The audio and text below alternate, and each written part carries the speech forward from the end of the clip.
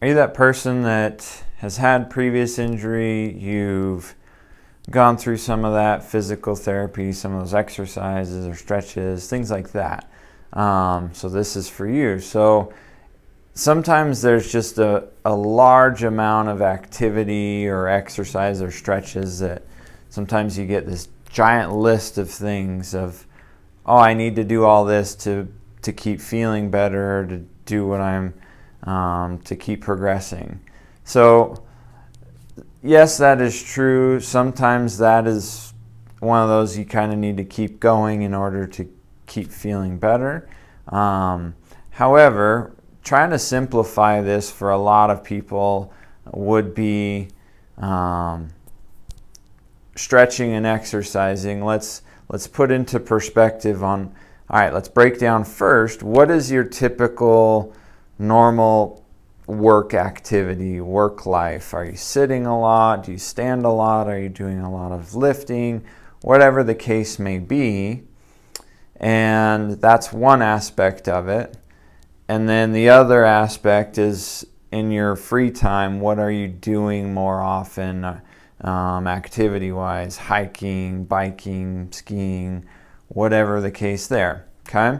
So we take those two big factors, so that's our general daily activity, and then, all right, now I'm going to incorporate various stretches and exercises and kind of move them up the priority list for things to keep working on. So the common one I would say, especially around here in Tahoe, is remote workers sitting at your desk.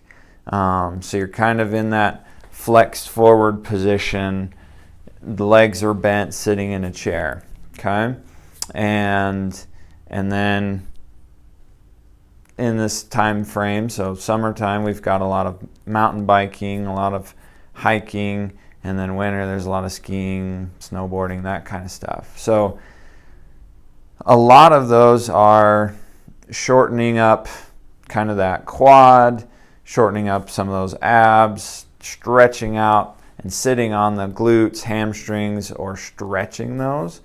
And then the activity is overusing those quads and not as much use on the hamstring. So typically what I would recommend is stretching the muscles that are short all day, so like hip flexors, quads, chest and abs, kind of opening up the other direction, and strengthening the muscles that you're not using as often. So that would be like hamstrings, glutes, some of that core, because a lot of these things, like if I were to strengthen my quads and hip flexors, which biking sometimes is one of those examples, skiing is another big example, there's a pretty hefty amount of work that goes into those quads.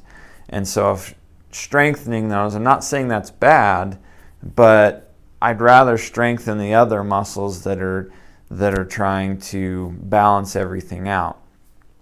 The big aspect that, this example shows is, one, we want to be able to stretch in the opposite direction that you're in all day. Whatever that may be, everyone's different, but yeah, if I'm sitting all day, I want to stretch out in a kind of standing, opened up position. So getting the chest back, the hips open into a little more extension, things like that. And then same idea is, okay, with my workouts, activities, I tend to work these muscles, X, Y, Z. So when I do some of my workouts, I'm going to focus on some of the other muscles, just so it can balance everything out.